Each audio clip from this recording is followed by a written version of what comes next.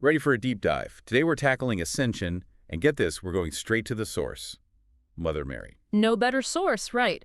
We're looking at this incredible recording of a live session. Okay, tell me more. So it's from a group called LMDU. It stands for, are you ready for this? Luz en Movimiento de Unidad para el Desarrollo de Dones. Servicio y Conciencia de Unificación. Wow, that's a mouthful. Right.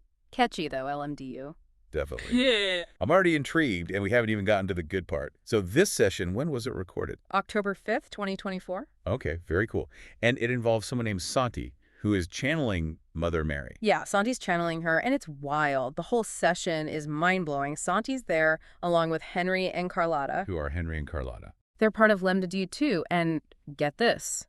They're all in different parts of the world leading this session together. No way. Okay, so what you're saying is we've got a global Mother Mary summit happening here. Exactly, and the energy, oh my gosh, they're teasing each other 1 minute, then boom, deep spiritual insights the next. It's like a roller coaster. I can only imagine. But speaking of those insights, let's talk about Mother Mary's take on ascension. What was the big takeaway for you? She totally challenges our assumptions right from the start. Ascension, it isn't this one-time event like, boom, you're done. Yeah, you hear that a lot, this idea of being whisked away to some higher realm. Right, exactly. But she's saying, no, it's way more dynamic than that. It's active, it's ongoing, it's a process. So more like a journey than a destination. Perfect way to put it. She's describing this alignment with like a cosmic movement, and it's always unfolding. Think of a river flowing to the ocean. We're all navigating that current. Oh, I like that. So it's not about reaching some endpoint. It's about how we move within that flow. You got it. And she keeps saying discernment, like knowing where we are on that river, and consciously choosing if we paddle harder or pull over and rest. That totally makes sense. Yeah. Because there are times when we feel pulled into different directions, right? Like the river's got rapids. So is that part of this discernment too? Yeah. Recognizing those rough patches and figuring out how to navigate them. Right. Like, how do we handle those rapids? And she's honest, about us humans. We've got a lot of growing to do. She even says straight up that we're very far behind. Very far behind. In what sense? In terms of our understanding, she means scientifically and spiritually. Wow, that's kind of a reality check, isn't it? Considering all the advancements we've made. For sure. But then she flips it and talks about the mother. Okay, now we're getting somewhere. I was hoping we'd talk about the mother. It's central to her whole message, this mother energy, but she's saying it's behind everything, pushing us forward in us and on this cosmic scale. It's like this universal force. Totally. But here's where it gets really interesting. She talks about this mother energy being present on a cellular level, like in our DNA. Get out. Okay, now you're just messing with me. I'm serious. She's drawing this direct line between the spiritual force and our biology. Wow. So we've got this cosmic river, we're choosing our course, and this mother energy. She's like the driving force behind it all. And this recording, it was during Navaratri, right? That's right. 9 days dedicated to the Divine Mother. Talk about good timing. Right. Mother Mary even calls it 9 days for ascension. She's saying it's like this time of amplified energy, a time to accelerate our growth. Like the river's current is supercharged during Navaratri. Exactly. And you know what she emphasizes during this time? Attending to ourselves. That's one of those phrases, everyone says it, but what does it even mean? I know, right? It sounds kind of vague, but she means something much deeper. It's not just about, like, bubble baths and self-care. So what is it then? Deeper how? It's about going inward, connecting with our own inner knowing. Like tapping into our intuition, that kind of inner knowing. Yes. And she uses this example. It's so simple, but it makes you think. She talks about the breath. We do it all the time, right? Without even realizing it. Right, it's just automatic. Exactly. But when we bring our attention to it, when we notice each inhale and exhale, it's like everything else quiets down. We connect with the present moment. Oh, I totally get that. It's like a mini meditation, just focusing on the breath. Right. It's grounding. And from that place, she's saying that's where we can go deeper. That's where we start exploring those practices that help us grow. Okay, so give me an example. What kind of practices? Well, she mentions Kundalini. Ah, Kundalini. Yeah. Now, for those of us who aren't exactly yogis, can you break that down a bit? What is Kundalini? Okay, so imagine this energy at the base of your spine. It's dormant, but when it's awakened, watch out. Whoa, what happens? It's like this surge of energy. People experience all sorts of things. spiritual insights, intense emotions, even like a sense of enlightenment. Okay, so it's powerful stuff. Oh, yeah. But Mother Mary, she's quick to point out it's not just about the energy, it's deeper than that. What do you mean? It's not enough to just have these wild, energetic experiences. We need the consciousness to handle them. She's talking about aligning our inner world with that So energy. it's like we need the right foundation to handle that kind of power. Exactly. And this actually reminds me, someone in the session, they asked about the Merkabah, and Mother Mary had some really interesting things to say about that too. Oh yeah, the Merkabah. What was that all about? To be honest, I'm a little fuzzy on the details. Okay, so the Merkabah, it's like this. Imagine a spiritual vehicle made of light surrounding our bodies. Some people believe we can activate it and, get this, travel between dimensions. Seriously. Yeah. Okay, now that sounds intense. Right. And get this. Mother Mary drops this bomb. She says that humans, we don't even fully understand the Merkabah yet. Wait, what? We don't even know what we don't know. I know. Isn't that wild? She says some information it's been, quote, withheld. Like, humanity's not ready for it yet. Okay, my mind is officially blown. So we've got this cosmic river, this mother energy, Kundalini, the Merkabah, and on top of all that, there's hidden knowledge we can't even access yet. I know, it's a lot. But then, she does. She brings it back down to earth. She starts talking about her own ascension. Oh, wow, I can't wait to hear about this. Because when I picture ascension, I'm thinking, like, this big, dramatic event. Right, like something out of a movie. Exactly. Yeah. But she describes it totally differently. Way more low-key. She says it was really personal, almost intimate. So, not what you'd expect. Not at all. And you know what's interesting? She's not the only one who's described it that way. Have you ever read 100 Years of Solitude? I haven't, no.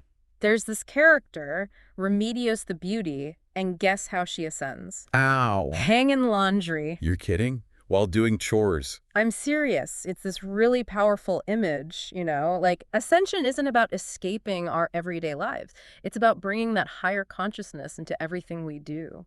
Even folding laundry can be an opportunity for ascension. Wow. Right. And she mentions other figures who ascended too. Enoch, Elijah. She's making this point that each ascension, it serves a purpose. So it's not just about us individually going to some higher realm. Yeah. We each have a role to play in this bigger picture. Yes. Like each ascension is a piece of this massive cosmic puzzle. Wow. And that brings us back to us, right?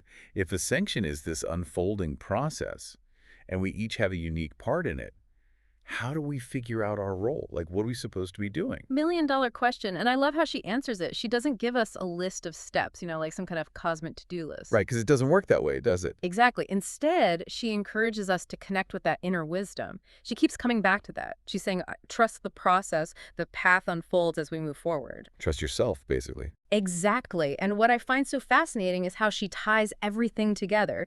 She's talking about ancient traditions, then boom, scientific concepts, then personal stories, even literature.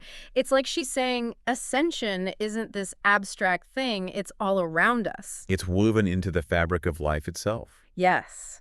And that idea of attending to ourselves, it takes on a whole new meaning, doesn't it? It's not just about, self-improvement. It's about aligning with something so much bigger, recognizing that we're all connected, part of this web of life evolving together. And if we're all connected, that means our choices, our actions, they impact everyone. Right. It's a mind-blowing idea. We're responsible for our own ascension, but it's also interconnected with everyone else's. Wow, that is a lot to process. It's a paradox, isn't it?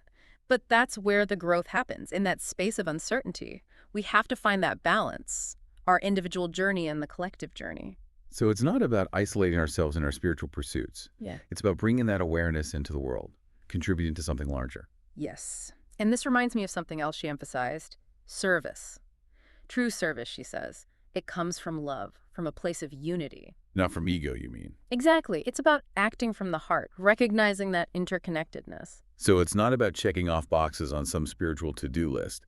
It's about showing up authentically, leading with love. Exactly. And that could look like so many things, right? Being there for a friend, volunteering, just small acts of kindness. It all creates ripples. And it all goes back to that idea of attending to ourselves.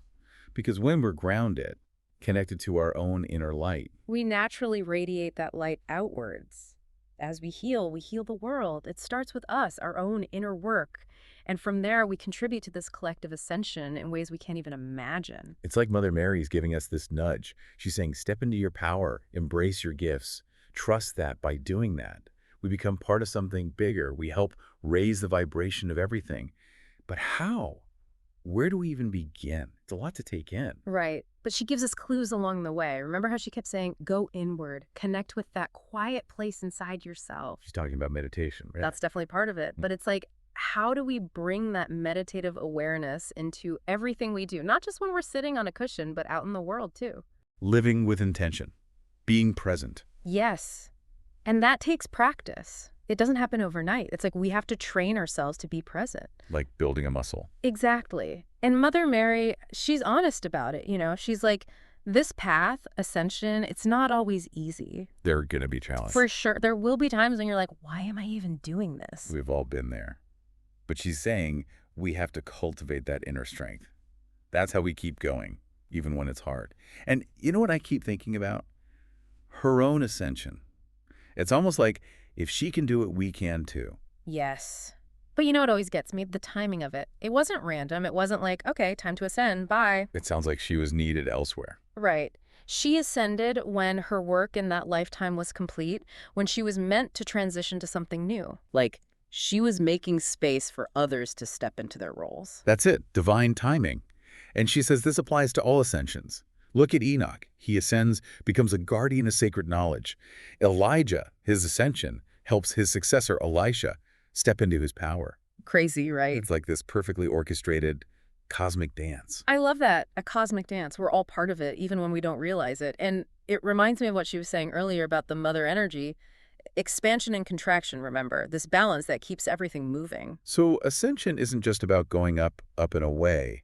It's about recognizing how everything is connected. We're ascending individually, but also collectively. Yes, it's like we're all in this together, lifting each other up as we go. Isn't that a beautiful thought? It really is. It gives me chills. We're not alone. Exactly. We're not alone. And that's what I want to leave you with today. Ascension, it's not this far-off thing that only happens to special people. It's a journey we're all on. And it's fueled by love, guided by wisdom. And man, is it full of possibilities. And the best part, we get to choose how we show up, what role we play in this cosmic dance, what kind of impact we want to make. That's what I take away from this deep dive. What about you? Right. Maybe our own ascension stories are already being written. One breath, one kind act, one moment of awareness at a time. Beautiful. Yeah. Just beautiful.